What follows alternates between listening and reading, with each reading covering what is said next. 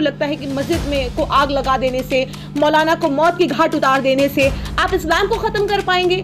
आपकी इतनी औकात है कि आप इस्लाम को खत्म करने चले हैं? आप इस्लाम को खत्म कर देंगे चंद किताबों को जलाकर, कुरान को जलाकर, मौलाना को मौत की घाट उतार के, मस्जिदों को आग लगाकर? किसी नमाजी, कोई अगर नमाजी अपनी नमाज अदा कर रहा है तो उसी वक्त हनुमान चालीसा और भजन कीर्तन करके आपको लगता है कि आप इस्लाम को खत्म कर देंगे? देखिए, जवान इस तरीके से दिन दहाड़े चलती ट्रेन के अंदर इस तरीके से जब हत्या कर रहे हैं सिर्फ इसलिए कि आपको योगी मोदी कहना है, अगर हिंदुस्तान में रहना है तो आप समझ जाइए कि उद्देश्य क्या है। उद्देश्य साफ है, 2024 और 2024 के मद्देनजर इस तरीके से लोगों को इतना जहर उनके दिलो दिमाग में, उनकी नसों में, उनके जहन में इतना भरा जा रहा है कि ताकि वो खुद आगे आकर के मुसलमानों की हत्या करें, महिलाओं का रेप करें। लोगों से डर लगता है।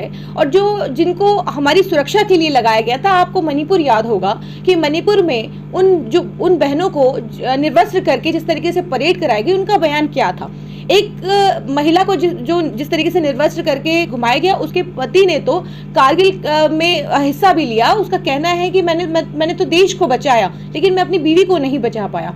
उसकी बीवी का बयान है कि पुलिस वालों ने खुद मुझे सौंप दिया, जबकि वो डिटेन थी, पुलिस वालों की कस्टडी में थी, लेकिन उसके बावजूद भी पुलिस उनको खुद सौंप देती है।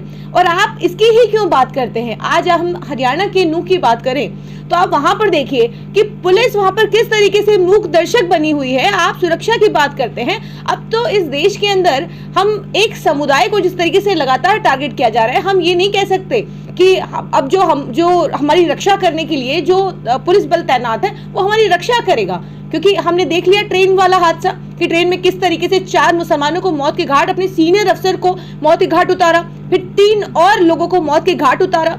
तो फिर आप ये समझिए कि कहीं पर भी आप सुरक्षित नहीं है। आप सड़क पर हो, ट्रेन में हो, हवाई जहाज में हो या कहीं भी किसी भी परिसर में हो, आप सुरक्षित नहीं, अपने आप को सुरक्षित महसूस नहीं कर सकते। क्योंकि आपको याद होगा, अगर मैं आपको थोड़ा सा बैकग्राउंड में लेके जाऊं तो आपको याद होगा कि एक मोनू मानेसर, जिसने आपको याद है कि नासिर और जुनैद की हत्या की थी।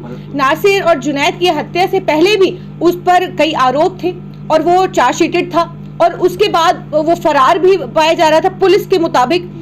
फिर नासिर और जुनैद की उस चार्जशीट में उसका नाम आता है, लेकिन फिर जो हम देख रहे थे कि राजस्थान पुलिस और हरियाणा पुलिस का जो पूरा विवाद था, उसमें किस तरीके से मोनू मानेसर को हरियाणा पुलिस बचाने की कोशिश कर रही थी, लेकिन फिर भी उसका नाम चार्जशीट में था और वो फरार था। तो उसके मुताबिक जो मोनू मानेसर है वो 2 दिन पहले वीडियो डालता है कि मैं इस यात्रा में शामिल होऊंगा, लगातार चुनौती देता है, लगातार ये बात कहता है, लेकिन वो पुलिस को नहीं मिलता।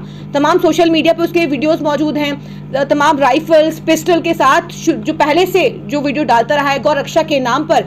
इस तरीके के जो आतंकी हैं, मैं आतंकी कहूंगी, माफ कीजिएगा, क्योंकि इस तरीके के लोग जिस मानसिकता से पीड़ित हैं उनको आतंकी ही कहा जाएगा, क्योंकि जो लोगों की जान लेने पर उतारू हो जाएं ऐसे लोगों को। क्योंकि नूह और मेवात एक बहुत ही शांतिप्रिय जो एक जगह है, और वहां पर जो है कभी इस तरीके का हादसा, कभी इस तरीके कोई हिंदू मुसलमान कभी नहीं हुआ। ये पहली दफा है कि जब हमने देखा है कि नूह के अंदर इस तरीके की हिंदू मुसलमान की इस तरीके की आग भड़काने की कोशिश की। लगातार तकरीबन 10 सालों से ये कोशिश की गई कि कभी सड़क पे नमाज पढ़ने को लेकर के विवाद करने की कोशिश की गई, कभी हिंदू मुसलमान को भड़काने, गौ रक्षा के नाम पर विवाद करने की कोशिश की गई। अरे जीजा जी आ रहे हैं, फिर मत कहना कि हमें बताया नहीं, हम पहुंच रहे हैं, हम आ रहे हैं। और इस तरीके से देखिए, जब ये शोभा यात्रा निकाली गई तो बहुत शांति प्रिय तरीके से निकाली गई, वहां पे कोई यहाँ तक विवाद नहीं था। लेकिन ये कहां से कैसे शुरू हुआ, इसको समझने की जरूरत है। ये क्या क्रोनोलॉजी थी? क्रोनोलॉजी ये थी कि कुछ गौ रक्षा के नाम पर जो कुछ गुंडे, कुछ फ्रिंज जो हैं, ये हूटर बजाते हुए आते हैं, जिस पर सभी पर गौ रक्षक एक का बोर्ड लगा होता है, सभी गाड़ियों पर गाड़ियां आती हैं, तलवारें होती हैं, बंदूकें होती हैं। आप देखिए साफ वीडियोस के अंदर बंदूकें, ऐसी बंदूकें हैं जो AK-47 टाइप बंदूकें हैं वहां सभी के हाथों में। और आप बड़ी बात तो यह है कि वहां पर देश के बड़े बड़े मीडिया कर्मी मौजूद होते हैं और उनको ये बजरंग दल के गुंडे कहते हैं कि ओ माइक बंद कर, ओ कैमरा बंद कर, और जबरदस्ती जबरदस्ती एंकर पूछता है कि कौन मना कर रहा है आपसे, कौन ये कह रहा है कि आप ये माइक बंद करिए, कोई पुलिस वाला है? कहते नहीं, बजरंग दल के लोग हैं। उस जो कैमरामैन है, उस एंकर को ये बोलते हुए नहीं बन रहा था कि बजरंग दल के गुंडे मुझे मेरा कैमरा बंद करने के लिए कह रहे हैं, वो ये तक नहीं कह पा रहा। तो सोचिए कि मीडिया की आजादी क्या रह गई है। और वहां पर तमाम लोग जो है, सैकड़ों गाड़ियां जला दी गई, सैकड़ों ऐसे शोरूम से जहां से गाड़ियां लूट ली गई, हथियार लूट लिए जाते हैं।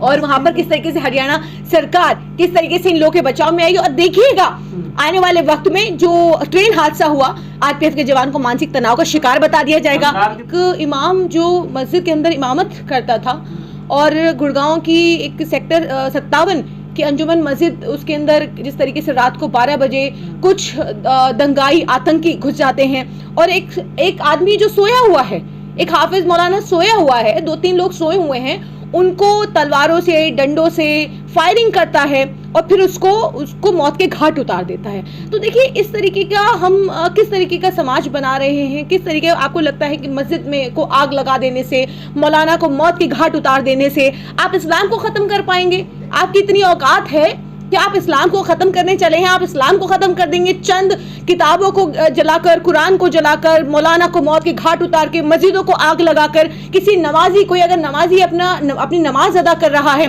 तो उसी वक्त हनुमान चालीसा और भजन कीर्तन करके आपको लगता है कि आप इस्लाम को खत्म कर देंगे? देखिए बहुत ही अफसोसजनक है, क्योंकि इस देश के अंदर इस संविधान ने मुझे वो स्वतंत्रता दी है कि मैं अपने धर्म को पूरी स्वतंत्रता के साथ पालन करूं, किसी भी धर्म को, किसी भी मजहब को। मैं ये नहीं कहती कि मुसलमान या, लेकिन जिस तरीके से एक समुदाय को टारगेट लगातार किया जा रहा है, बेहद अफसोसजनक है। आप ज़ॉम्बीज़ तो बना रहे हैं लेकिन इन्हें रोक नहीं पाएंगे। आपको लगता है कि जिन लोगों को ये लगता है कि इनको आज तो मुसलमानों को टारगेट किया जा रहा है, मुसलमानों को मारा जा रहा है, लेकिन ये रुकने वाले ज़ॉम्बीज़ नहीं हैं। किसी अगर एक समुदाय की महिला को निर्वस्त्र या बलात्कार किया जा रहा है तो आप ये मत समझिए कि आपके घरों की महिलाएं सुरक्षित है।